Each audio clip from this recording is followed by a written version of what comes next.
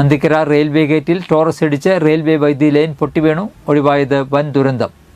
25,000 kilowatt ശേഷിയുള്ള OHE line കമ്പിയാണ് പൊട്ടിവീണത്.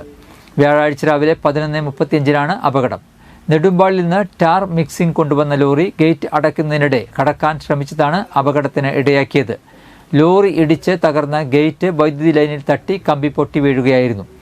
Venad express കടന്നുപോയതിന് തൊട്ടു പിന്നാലെയാണ് അപകടം സംഭവിച്ചത്. വൈദ്യുതി കമ്പി പൊട്ടി വീണതോടെ അവിടെ ഉണ്ടായിരുന്നവരെല്ലാം പരിഭ്രാന്തരായി ഓടിമാറി. ഈ സമയത്ത് പൊട്ടിവീണ കമ്പിയിൽ വൈദ്യുതി പ്രവാഹമുണ്ടായിരുന്നു. ലോറിക്കുള്ളിൽ കുടുങ്ങിയ ഡ്രൈവറെ റെയിൽവേ ഉദ്യോഗസ്ഥർ എത്തിയാണ് പുറത്തിറക്കിയത്.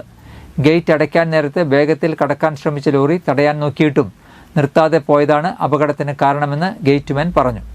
അപകടത്തെ തുടർന്ന് തൃശൂർ ഭാഗത്തേക്കുള്ള ട്രെയിനുകൾ വിവിധ സ്റ്റേഷനുകളിൽ പിടിച്ചിട്ടു. എറണാകുളം ഭാഗത്തേക്കുള്ള ട്രെയിനുകൾ വേഗത കുറച്ച് കടത്തിവിട്ടു. കന്യാകുമാരി മംഗലം പരശുറാം എക്സ്പ്രസ് ചാലക്കുടിയിലും, തിരുവനന്തപുരം കോർബ എക്സ്പ്രസ് നെല്ലായിലും, തിരുവനന്തപുരം സെക്കന്ദരാബാദ് ശബരി എക്സ്പ്രസ് ചാലക്കുടി ഡിവൈൻ നഗർ സ്റ്റേഷനിലും പിടിച്ചു.